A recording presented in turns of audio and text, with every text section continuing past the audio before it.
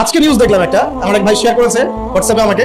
সকালে দেখার পর থেকে আমার গাটা গিনগিন করছে এখন পর্যন্ত, মানে আমি মেলাতে পারছি না সমীকরণ। আর এই যখনই পড়তে বসছি বা আমল করতে যাচ্ছি, নামাজে দাঁড়াচ্ছি, ওই নিউজটাই মাথার মধ্যে বারবার ঘুরপাক খাচ্ছে। দেখলাম যে দীর্ঘকাল পর্যন্ত, একটা দীর্ঘ সময় পর্যন্ত একজন বাবা তার মেয়ের সাথে জেনা করে যাচ্ছে এবং সে হাতে নাতে আজকে ধরা পড়েছে। মানুষ তাকে গণপিটুনি দিচ্ছে। কোন একটা জেলার নাম বললো, আমি ঠিক মনে করতে পারছি না, মেয়েরই পটুয়াখালী টাইপের কোন একটা জায়গা। তো স্ত্রীর অনুপস্থিতিতে নিজ আপন মেয়ের সাথে অনৈতিক সম্পর্ক করাকালীন সময় এক লম্পট পিতাকে আটক করেছে তার প্রতিবেশীরা।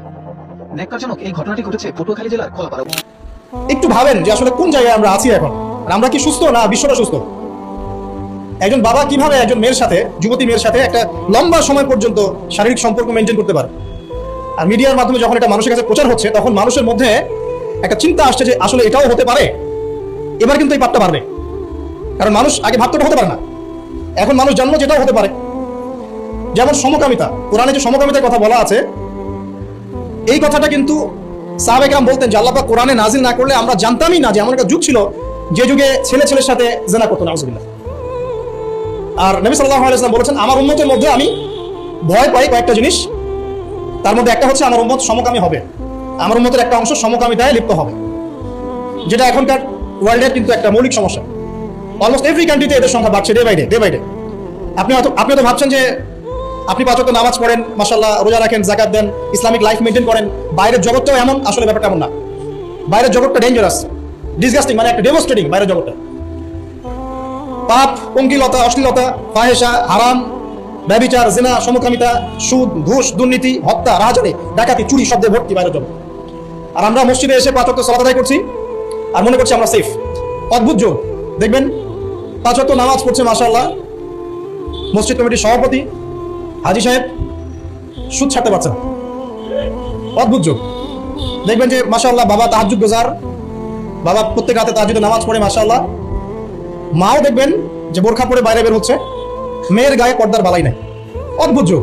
মানে মা আর মেয়ে বাইরে বের হয়েছে, মা মাশাআল্লাহ খাস পর্দা, যদিও তার দিকে কেউ তাকায় না, আর মেয়ের গায়ে পর্দার কোনো বালাই নাই।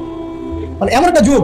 আপনি যদি আল্লাহ এবং তার রাসূলের চোখ দিয়ে দেখেন, কোরআন এবং সুন্নাহর নূর দিয়ে এই বিশ্বটাকে দেখেন, আপনি হতবাক হয়ে যাবেন যে কি হচ্ছে আশপাশে। আসলে এই ওয়ার্ল্ডটাই পাগল না আমি নিজেই পাগল? তখন আপনার কাছে এরকম মনে হবে। তো এখন মনে হয় আমরা নিজেরাই মনে হয় পাগল, ওরাই মনে হয় সুস্থ।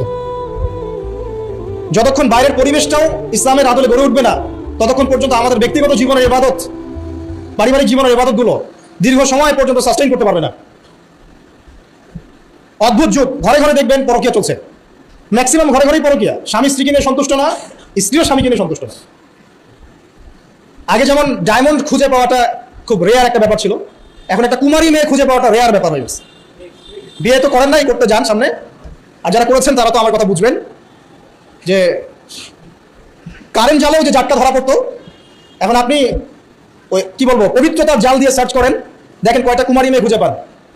স্কুল কলেজের মেয়েরাও এখন কুমারী নাই, স্কুল কলেজের মেয়েরাও এখন কুমারী নাই, অনেকেই নাই, ইল্লা মাশাআল্লাহ। পরিবারের লোকজন জানে ওইগুলা, এটাই স্বাভাবিক। এখন গত লেকচারে কিছু কথা বলছিলাম যে মিডিয়ার মধ্য দিয়ে এমন একটা ট্রেন্ড চালু করা হয়েছে যে আস্তে আস্তে পাপগুলোকে স্বাভাবিক করে ফেলা হয়েছে। সুদ খায় মানুষ, কোনো ফিলিংস নাই, মনে করে স্বাভাবিক, সবাই খায়, আমিও খাই, এই যুগে না খেলে চলে নাকি? ঘুষ নেয় মানুষ, বলে স্বাভাবিক, ঘুষ ছাড়া কি চাকরি হয়? Normal trend. দুর্নীতি মানুষ করে, স্বাভাবিক, নর্মাল, ও তো করে, আমি করি তো কি হচ্ছে, আমার বড়জন তো করে, সেই বড়জন বলছে আমি করি তো কি হচ্ছে, তার বড়জন তো করে।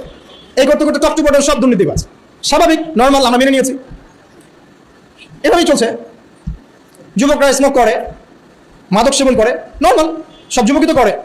কলেজ ইউনিভার্সিটিতে আমি করলে কি সমস্যা? জিনা, সবাই তো যাচ্ছে পতিতালয়, তা আমি গেলে কি সমস্যা? সবাই অ্যাফেয়ার করছে হারাম, তা আমার একটা গার্লফ্রেন্ড থাকলে কি সমস্যা? এভরিবডি হারামগুলোকে আমরা মেনে নিয়েছি এবং মিডিয়ার মধ্যে ট্রেন্ডটা চালু করা হয়েছে যেগুলো নর্মাল।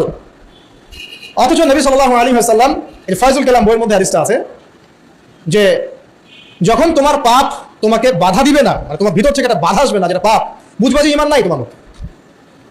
যখন ভিতর থেকে পাপ করলে একটা বাধা আসে, বুঝবা তুমি ঈমানদার। মানে পাপ করলে যদি বাধা আসে ভিতর থেকে যে আমি একটা খারাপ কাজ করেছি, আল্লাহর কাছে আমাকে তওবা করতে হবে, ইস্তেগফার করতে হবে, তখন বুঝবেন যে আপনার ভিতরে ঈমান আছে। এই জন্য আল্লাহ পাক আপনার মনের মধ্যে এই চিন্তা নিয়ে আসছেন, আলহামদুলিল্লাহ। যখন পাপ করতে করতে দেখবেন আপনার মনে কোনো ফিলিংসই নাই, তখন বুঝবেন যে আসলে আপনার ভিতরে ঈমান আর কিছু বাকি নাই, যেটা আছে খালি ফস্কার মতো, একটা নুক্তার মতো। নবীজি বলেছেন সাল্লাল্লাহু আলাইহি ওয়াসাল্লাম, মানুষের অন্তর থেকে আমানত উঠে যাবে, একটা ফস্কার মতো পড়ে থাকবে, নুক্তার মতো পড়ে থাকবে। জনগণ বলবে যে অমুক লোক খুব বড় আমানতদার, অথচ ওর কলমের মধ্যে আমানতের জাররা পরিমাণ বাকি থাকবে না। তো কোরআন এবং সুন্নাহর চোখ দিয়ে আপনি একটু চারপাশটাকে দেখেন, একটু অনেস্ট হই, নিজের সাথে একটু অনেস্ট হই। আমার মধ্যেও যদি ভুল থাকে আমিও নিজেরটাকে একটু দেখি। আমাদের যেভাবে আমল করা উচিত ছিল, আমরা যারা দিনের দায়ী বলি বা আলেম বলি, রিপ্রেজেন্টেটিভ বলি, আমরা সেরকম আমল করতে পারছি না। আমাদের যেমন সাহসী হওয়া উচিত ছিল আমরা আসলে পারছি না। আমাদের যেমন ইমান, শৌর্য, বীর্য এবং দূরদর্শিতা রাখা উচিত ছিল আমরা আসলে পারছি না। ধর্মের মধ্যে আপনি দেখেন ম্যাক্সিমাম ধার্মিক দুনিয়াদার হয়ে আছে। দুনিয়ার স্বার্থ আগে, তারপর দিন। যে যার স্বার্থে দিনের কাজ করছে, আবার ঐক্যের স্লোগানও তুলছে। সবাই সবার মতোই দিনের কাজ করছে, আলাদা আলাদাভাবে, আবার সবাই ঐক্যের কথা বলছে। একজনকে বলেন যে ঠিক আছে আপনারা সবাই মিলে একজন আলেমকে সিলেক্ট করেন যিনি মুসলিমদেরকে লিড দিবেন, দেখেন একজনকে সিলেক্ট করতে পারে কিনা। একদিন বলেছিলাম সবাইকে নিয়ে বসে এক কাপ চা খাওয়ান, দেখেন পারেন কিনা। কিন্তু মুখে কিন্তু সবাই স্লোগান তুলছে যে আল কোরআনের আলো, ঘরে ঘরে জালো, দুনিয়ার মুসলিম এক হও এক হও, কতই না স্লোগান। প্র্যাকটিক্যাল কোনো ইনিশিয়েটিভ নাই আসলে। কিন্তু আপনি অন দ্য আদার হ্যান্ড দেখেন ইসলামের এগেনস্টে যারা থাকে, আসলে কুফার যারা, মোনাফেক যারা, হ্যাঁ, যারা জায়নিস্ট, যারা মিথ্যাবাদী সভ্যতার ধারক বাহক, জালেম, এরা দেখবেন ইউনাইটেড। এদের মধ্যে 100টার মধ্যে 90টা বিষয় যদি দ্বিমত থাকে, তারপরে তোর একটা জায়গায় ইউনাইটেড যে ইসলাম এবং মুসলিমকে ডমিনেট করতে হবে। আর আমাদের মধ্যে যদি 100টার মধ্যে 99টা বিষয় একমত থাকি আমরা, আর একটা বিষয় আমরা যদি দ্বিমত থাকি, আমাদের সেপারেশনের জন্য দ্যাটস এনাফ। এই যুগে আছি আপনি আমি।